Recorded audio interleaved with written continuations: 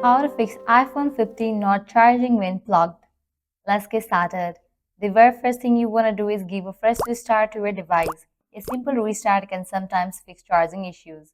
For that, open your settings, scroll down, navigate to the option of General, pull all the way down, click on Shutdown. Now slide this icon to the right to turn off your phone.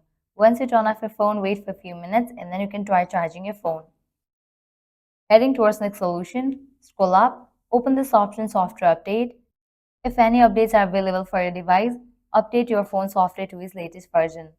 Likewise, head back, scroll down, click on Transfer or Reset iPhone, click on Reset All Settings. Now enter your phone's passcode over here and reset all the settings. Then head back. Now you can force restart your device. Press and quick release the volume up button, press and quick release the volume down button, press and hold the power button until the Apple logo appears. After you force restart your device, your problem might be fixed. If the solution doesn't work for you, you can check the charging cable and power adapter. Ensure that both the charging cable and the power adapter are properly connected and are in good condition. Likewise, inspect the lighting port.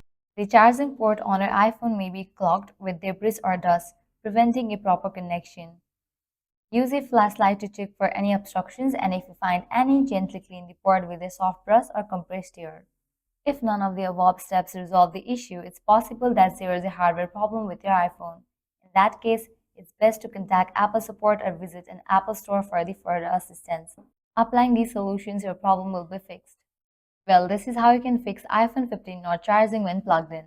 At the end, if you guys find this video helpful, don't forget to like, share, and subscribe. Thank you.